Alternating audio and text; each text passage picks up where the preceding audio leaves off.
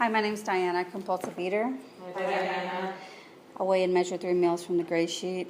I write my meals down, I commit them to my sponsor, and like you all, I don't eat in between my meals no matter what. Thank you for asking me to speak today. I was thinking this morning, gosh, what am I going to say? You know, talking about the tragedy of being in the food and the chaos in my life when I was in the food. And I didn't even know it for a long time. That it was the main thing in my life that was causing my depression, my inability to function with my family, my lack of I just had no emotions because I was numb with the food. But I didn't know any of that until I got abstinent, or I started feeling. So when I was a little girl, I look at pictures. I think I was a normal size, but I was always a lonely child, always a sad child, always kind of off to myself because of the things that were going on in my family.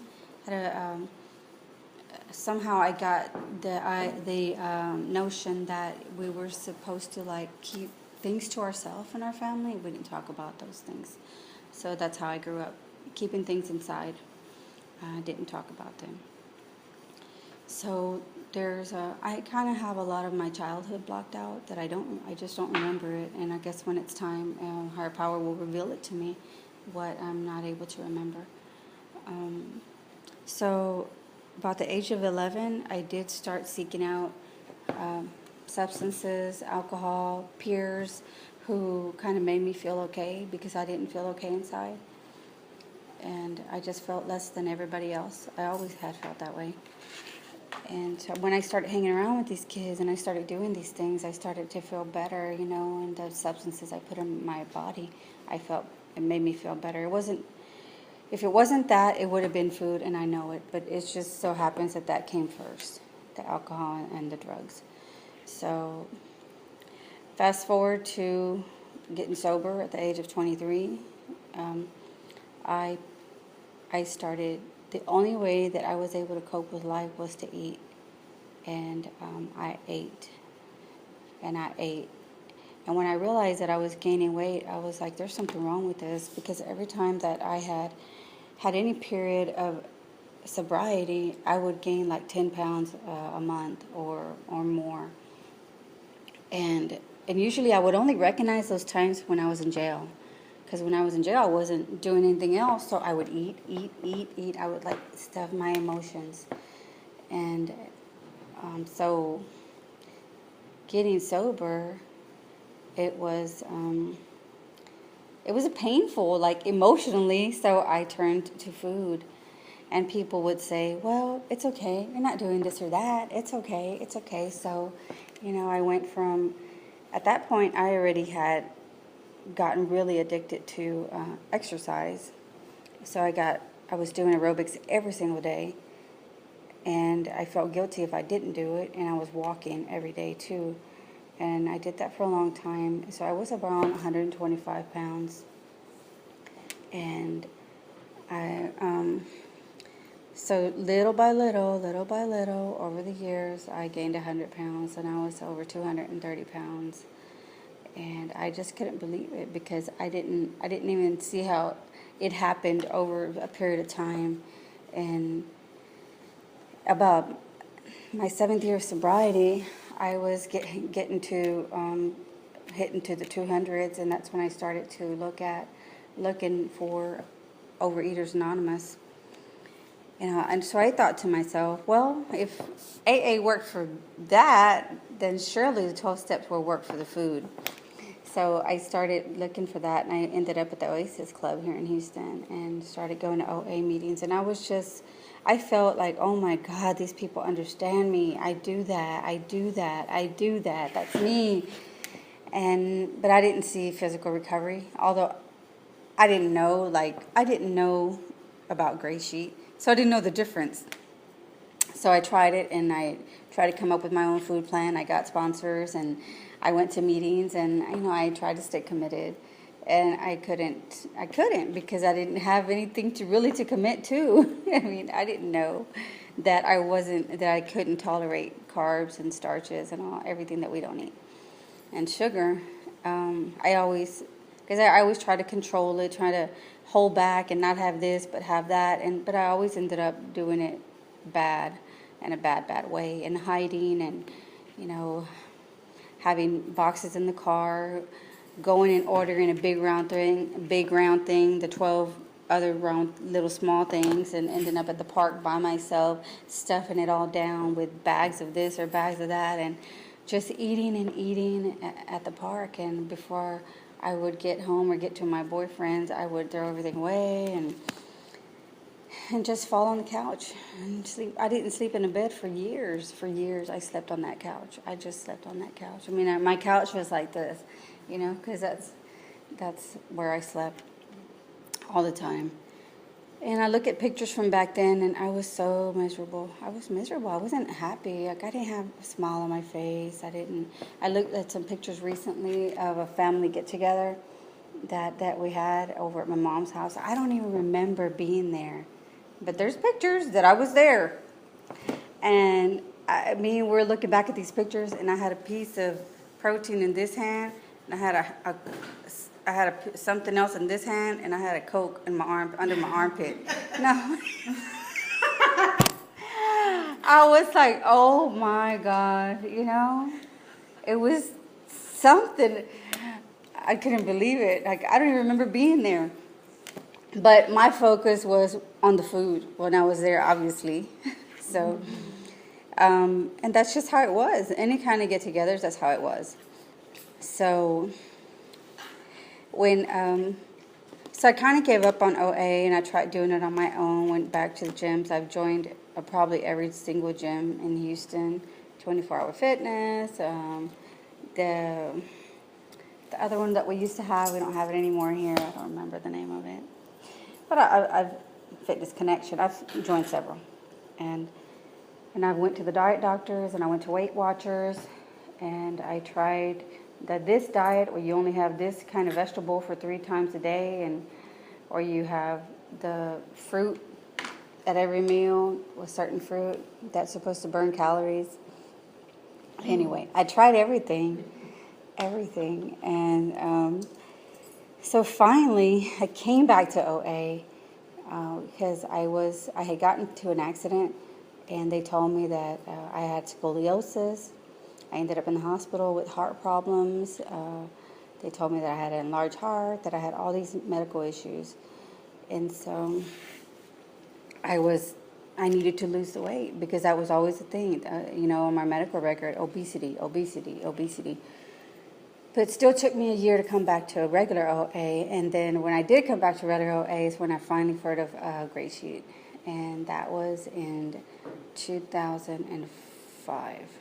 August of 2005, August 14, 2005, I came to my first GreySheet meeting over at the Kinko's. And wow, when I walked in there, I was amazed. I saw physical recovery. There was nobody in the room that was that looked like the ladies and men that I saw at the other club that I went to. Everybody looked different.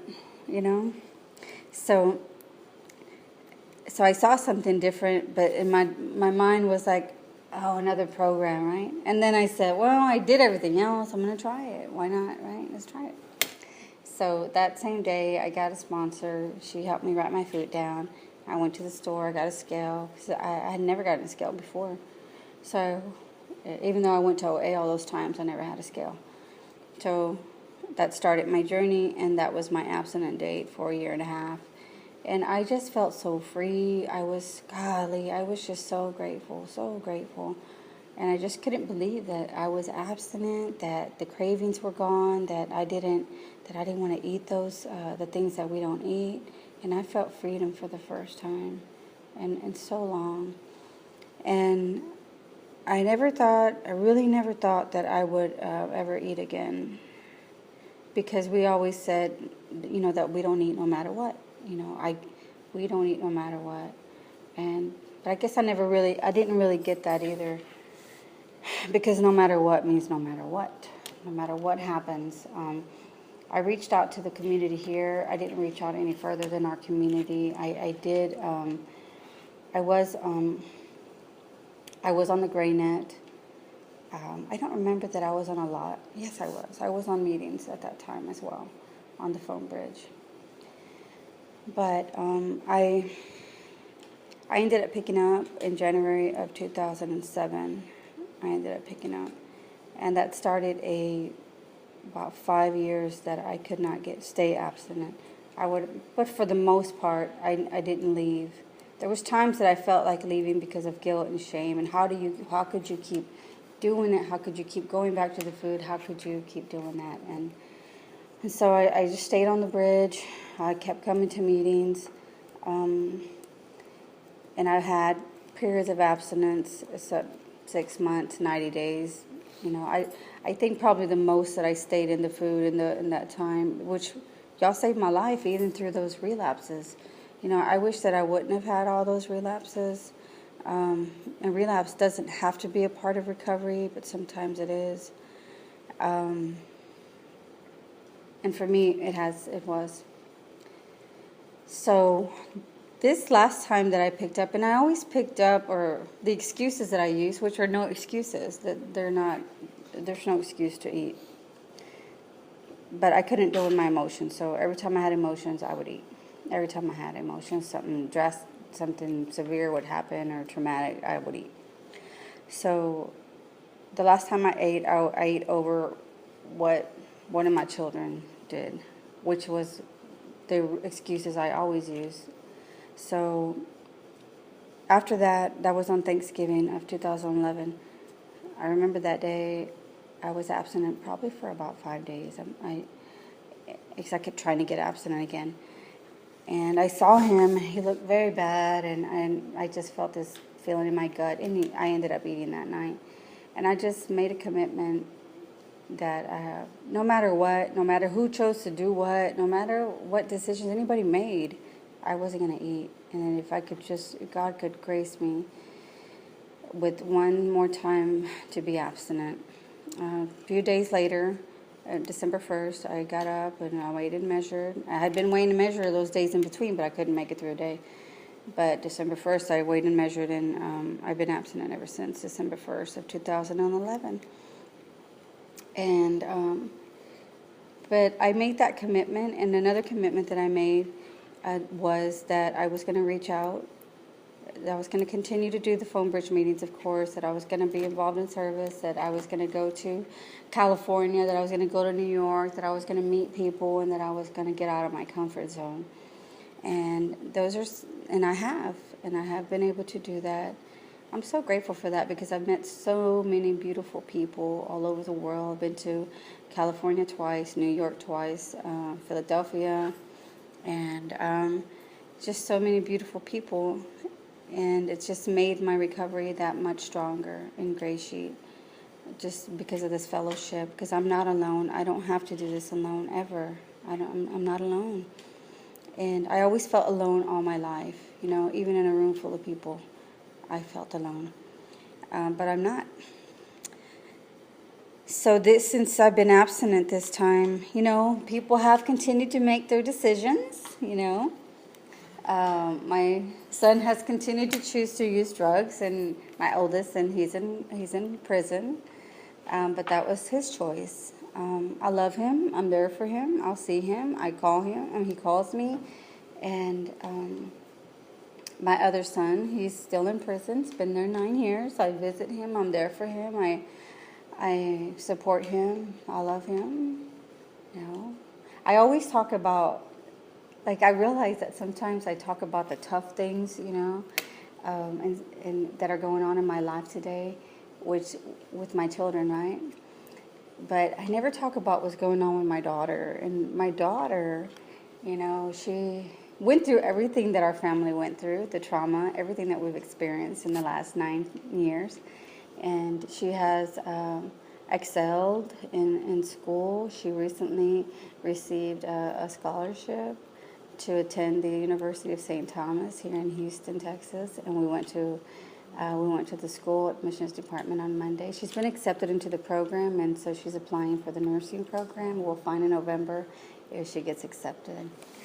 And so I'm so proud of her, and she's equally proud of me. Not equally, but she's so proud of me because I'm abstinent, and she encouraged me to go back to school, and I attend the community college here in Houston, and I'm a sophomore now.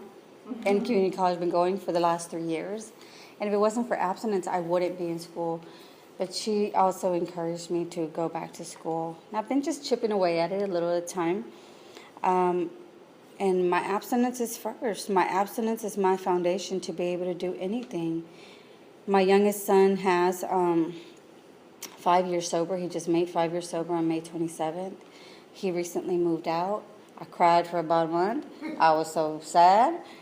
Oh, my God. It was hard. It was so hard for me to let him go. Even though he didn't live with me, he lived with my daughter. They shared an apartment, but he was still under my wing. So I'm just such a caretaker. Just had to let him go. And he's doing fine. But, one of the things I used to eat over to was control. I wanted to control everything. I wanted to if you would just listen to me, everything would be fine with you. And if you just, take my advice, okay? But that's not how it is, right? Because that's not how I learned. I had to learn by making mistakes. So he's doing good. So through it all, with the medical issues, and most of y'all know too that here in my Houston community, and even in other communities across from east to west, that I had open heart surgery August the 1st of 2014, last year. So August the 1st, I can't believe it's been 10 months, and it's been 10 months that I had that surgery. And that was one of the hardest traumatic experiences of my life. But I made it through it. And y'all were here for me. Y'all were here for me. Is that 20 or was that your phone call? Oh, okay. Okay. Y'all were here for me through that time in my life, and my sponsor really helped me while I was in the hospital, because I thought that I was going to have to give up my abstinence. As I was laying in my bed one Saturday morning, Monique showed up to be there and sat there with me. I felt like I was just, oh my God, it was just such an experience. It was a very tough experience. But anybody who's out there who is listening to me, if you have to have heart surgery, you can stay abstinent through it. I went in for a minimal invasive heart surgery, but I had to have the open heart surgery, and I had to get a pacemaker as well, and it just had a lot of damage to my heart due to my drug use. So, no matter what, I don't have to eat. I do not have to eat no matter what. And so I told my sponsor while I was in the hospital, I don't know if I'm going to be able to. The doctor's telling me this, and that I'm this and that, and she was like, "Well, this is what you're going to do." So she told me what to do with my food, and that's what I've been doing with my food ever since. Because I was just, I needed that direction. I didn't know what to do. I just felt real helpless at that time. But I did it. She walked me through it, and I'm so grateful for her for doing that. For walking me through that, because I couldn't have done it by myself. There's just no way. And a few months after my surgery, my sponsor had to go back on day one, and so that was hard, and that was emotional, and because she had been through a lot with me in my abstinence, and but I still talk to her. I love her very much, and I'm just real grateful for her. So I have a new sponsor that I've had maybe for the last 6 months.